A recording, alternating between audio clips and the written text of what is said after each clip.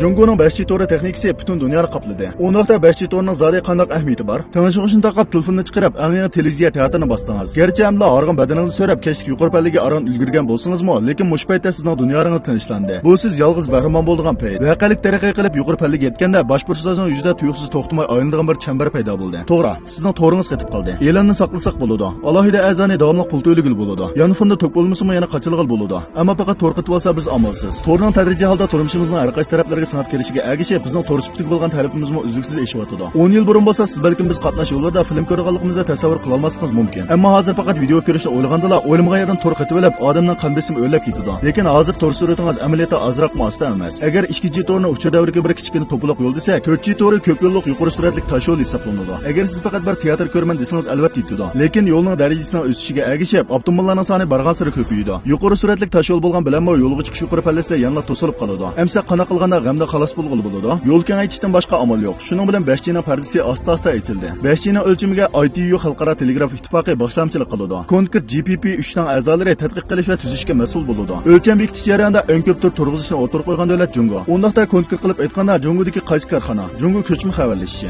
Dunyodagi eng chong ko'chma xabarlash shirkati bo'lish bilan Jungo ko'chma xabarlash texnika va ehtiyojni cho'nqur tushunadi. 2012-yilda 5G tadqiqoti boshlangan. Bu qatimqi 5G o'lchamini bekitishda ehtiyojdan balki xarakterli texnikagacha, yana qurilma loyihalashgacha Jungo ko'chma xabarlashi o'lcham tuzishdagi asosiy qo'shin bo'lib, 5G xalqaro o'lcham turidan jami 99 ni boshlab chiqilgan. Bu 5G asosliq o'lcham ko'rsatkichi keng ko'lamli antenna texnikasi. SA yadroliq to'ri qatorliq ochqichliq o'lchamlarni o'z ichiga oladi. 2020-yilning 5-ida Jungo 500 ming 5G asosiy punkti qurmoqchi bo'lgan. Keyingi ishlarni hammamiz bilamiz. 5G asosiy punktining qurilish sur'ati mo'ljaldagidan tez bo'ldi. Bultur yil oxirigacha elimizda yangidan qurilgan 5G asosiy punktining soni 600 mingdan oshadi. Asosiy punktning umumiy ko'lami yer shari bo'yicha oldin qatorda turadi. Dunyodagi boshqa davlatlarning qurilish yig'indisining ikkisiga to'g'ri keladi. Buning ichida Jungo ko'chma xabarlashda yangidan taxminan 340 ming 5G asosiy punkti qurildi. Dunyo bo'yicha ko'lami eng chong 5G to'ri barpo qilindi. Butun mamlakatdagi viloyat darajalikdan yuqori barliq shaharlarni 5G mulozimati bilan ta'minlab, 100 milliondan ortiq kishini 5G'ning qulayligidan bahramand qildi. Ammo odam 4G turmushni o'zgartdi. 5G hamma kasbga singib kirdi deydi. Eng asosiy surat yuqori ko'tarilganidan boshqa 5G texnikasi olib kelgan o'zgarishdan ikkisi bor. Har kvadrat kilometrga 1 million yuandan to'g'ri keladigan uskuna ulandi va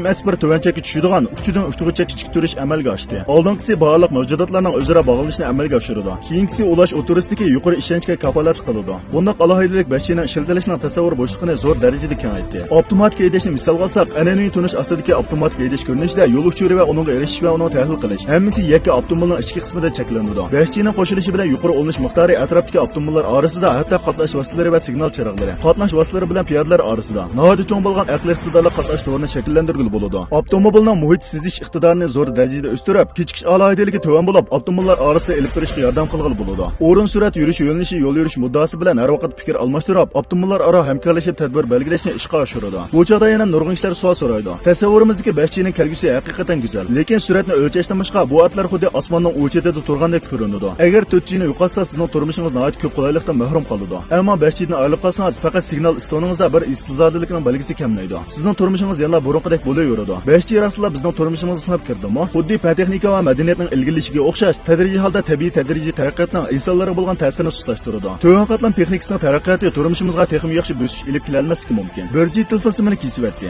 2G so'zish sifatini texnik yaxshi qildi. Bu ikki qatimliq yangilik yaratish xabarlashning asosini chetnab ketgani yo'q. Shunga yangi texnikaning ishlatilishi intayin bevosita. 3G ko'chma aloqa to'rdarini ochdi. Yangicha amaliy manzara yaratdi. Yonfoniga to'g'ri chiqish hozirgi ahvoldan qaraganda bir ulug' ishda qiladi. Lekin amdil maydonga chiqarilganda hech qanday ahamiyat yo'q deb gumonning ichida qolgan. Sababi ekran va kichik, mashg'ulot qilish qolaysiz. Ishlarga bergan ta'sirmi kompyuterga yetmaydi. Ammo inchiklik bilan ko'zatsak shuni bayqaymizki, bu gumonlar ko'chma xabarlash texnikasining yaxshi emasligidan emas, balki ko'chma xabarlash uchidagi qattiq detal va yumshoq detallarning texnik yetish ma'lumotliq uchundir. Hozirgi 5G bilan ayninglardagi 3G bek o'xshaydi. To'g'on qatlam to'r mulozimati bo'lish sifati bilan faqat amaliy ko'rinish mukammal bo'lgan ekan, uni turmushimizning har qaysi taraflariga haqiqiy singib kira oladi. Buning umri biz faqat kutamiz. Shuning bilan bir vaqtda kutishga arziydi. Masalan, boya tilg'ilgan avtomatik haydash sohasida Jungo ko'chma xabarlashi birdan-bir tasdiqqa erishdi. Qatnash transport ministerligi qatnash kuchlik davlat sinaq nuqtasi yakka o'rindagi xabarlash tijorati bilan shug'ullanadigan savdogar bo'lish sifati bilan bultur 10-oyda dunyo bo'yicha eng chong 5G pilot shimoliy qutb yulduzi yuqori aniqlikdagi o'rin belgilash sistemasini e'lon qildi. 5G to'ri orqali har vaqt metr darajalik, santimetr darajalik, hatto millimetr darajalik yuqori aniqlikdagi o'rin bekitish mulozimati bilan ta'minlaydi. Shuning bilan bir vaqtda yana sujuda davlatning tunji turkumdagi 1 million darajalik yoki 10 million darajalik sonliq ma'lumotlarni qo'llaydigan tan qo'zg'aldigan 5G avtomobil yo'li hamkorlik turi tasdiqlandi. Mamlakat bo'yicha tunji doimiy tijorat qilgan 5G odamsiz ommaviy qatnash yo'l qo'yib, yuqori suratli to'g'ri vaqtlik 5G to'riga tayanib, odam avtomobil yo'l sonliq ma'lumotlarni yo'llashda o'rtaq hamkorlashish, murakkab qatnash ko'rinishlariga unumli taqobil turdi. Buningdan boshqa 5G shofirsiz taksi, 5G sanoat rayonidagi aqliy iqtidorli muhit asrash avtomobil orqa-orqadan ko'rgazma qilindi. Bu yil 4-oyning 19-kuni Jungo ko'chma xabarlashi yana har qaysi cho'ng avtomobil korxonalari bilan birlashib, texnik keng ko'lamli yo'l o'lchash planini e'lon qildi. Bu kelgusi 3 yilda butun mamlakatga 1 million kilometr yo'l, 100 shaharni qoplaydi. Shunga 5G bizning turmushimizdan uncha yiroq emas. Keng ko'lamda qo'llanishdan burun siz texnik diqqat qilmagan joylarda sonsizlagan tadqiqotchilar, har qaysi sohalardagi xizmatchilar o'ntirsiz tirishyapti. Maqsadi faqat texnik yaxshi texnika va mulozimatni bizning oldimizga balduroq namoyon qilishi uchundir. Biz ularning tirishchanligiga ishonishga haqliqmiz. Undaqda siz bu masalaga qanday qaraysiz? Bugungi mazmunlar musharraf qilasiz. Mazmun zarrat yarg'an bo'lsa, yulduz belgisini besib qo'ying.